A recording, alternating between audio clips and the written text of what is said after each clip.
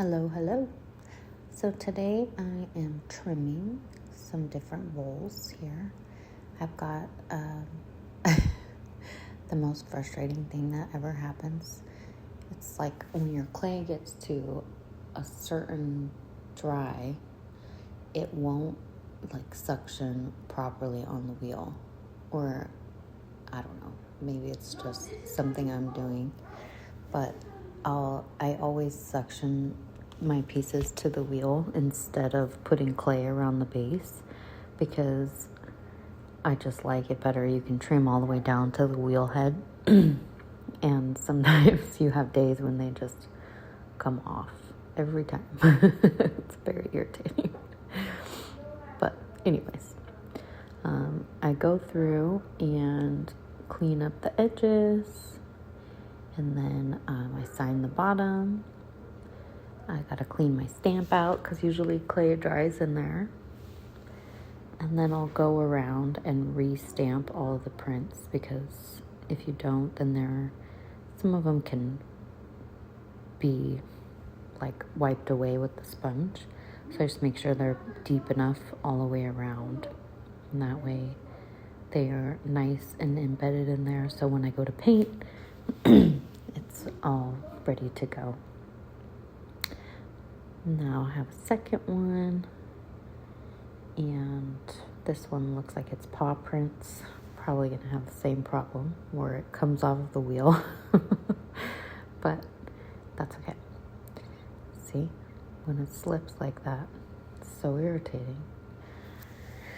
So trim around the sides, bring it up around the top edge. That way everything's flat along the sides except for the paw prints, and then you have a clean, nice edge.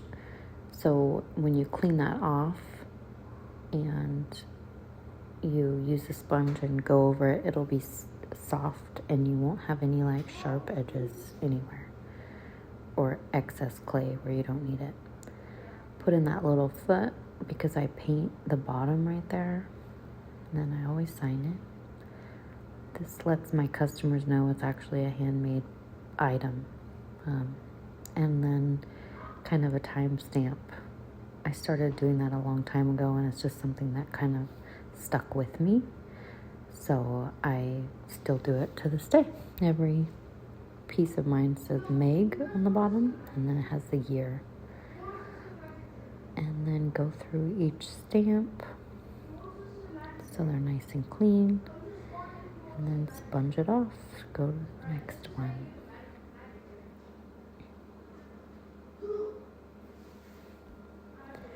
Well, it looks like this one I had to clean up the top a little. Flip it over. Everything, after I trim it, I dry upside down. That makes it dry more evenly and you don't get any shrinkage at the top. Now this is one of the new cups I've been making. And they're very hard to trim because that top edge I push down because I'm going to have like a straw that goes with these. But because of that, they can't suction to the wheel head. So they're just kind of riding in the center there. And what I do is just like gently, usually I'll do like the top. And you can tell if it's going to stick a little bit or not. Sometimes, and if it does, then I'll go around that edge. But if it's like gonna fall over, usually I'll just do the little foot on the bottom and then flip it so that I can trim the side while it's upright. So now that I've gone through and cleaned up the bottom, see, it must have been too unstable to trim that way. So I've turned it over so I can clean it up this direction.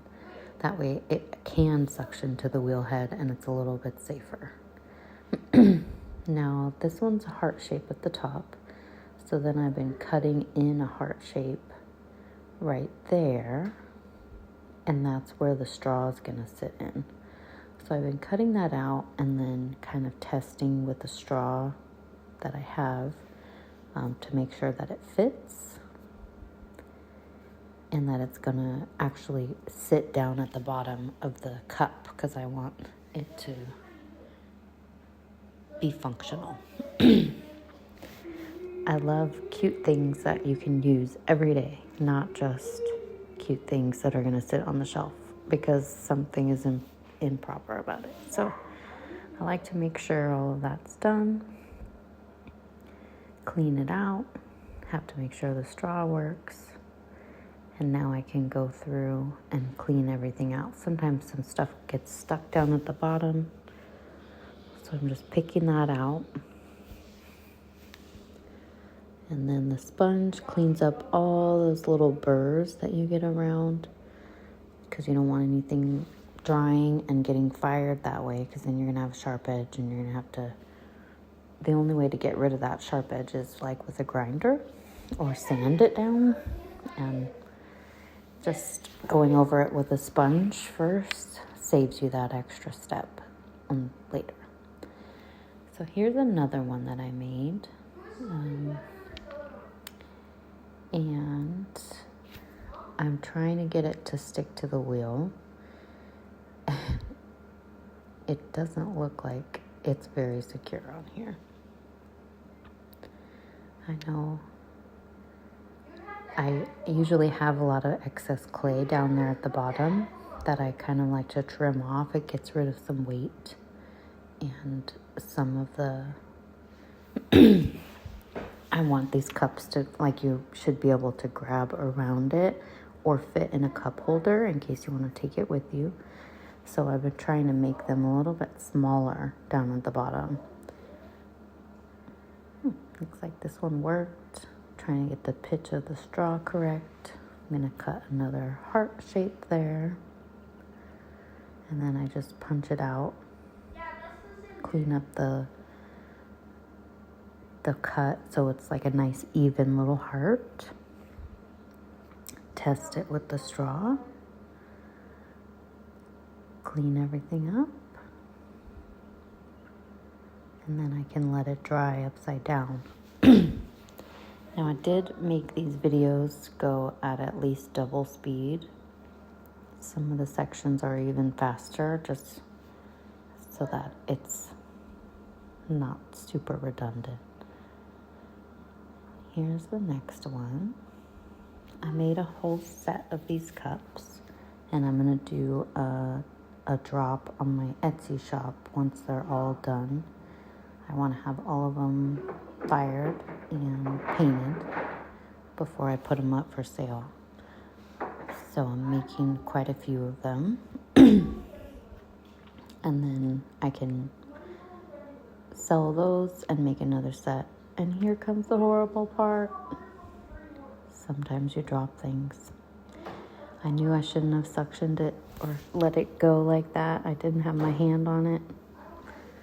And now I'm going to have to go through and repair the damage. So now I made like a ding in it and a flat side. So I have to try to clean that up. And it looks like I was able to trim off quite a bit, but it's still not right. There was still a gouge in one side of it because it hit the side of my wheel. And I just keep messing it up. So what I ended up doing with this one was taking one of my trimming tools, and I cut off the bottom with the flat edge of the trimming tool, and then I squared out the bottom so that I can get rid of that embellishment. And then I went through and started carving like a design in it. So instead of just wasting the cup, I was able to fix it so that it would look okay, because I had enough clay down at the bottom there that I needed to trim off, that I knew it was thick enough I could carve through. So I went through and I created a little design around it so that I can just paint that in later, and I still have a functional cup. It actually came out cuter than a lot of the other ones that I made. So it was like a happy accident. But the second that that drops off the wheel, it's so stressful. Because you think you just ruined a piece, and I hate ruining things or messing up any clay or wasting clay. So that's why I went through and spent the extra time to do all this carving around it. So on this one, I squared out the bottom, and then I did two like floral designs that I could paint in. Cleaned up all my carving, make sure there's no burrs anywhere. The bottom was a little wonky, so I had to go through and fix that. But it ended up all right after all. Here's that finished carving, and I'll post pics once it's out of the kiln. But it came out beautiful after all. Thanks for watching.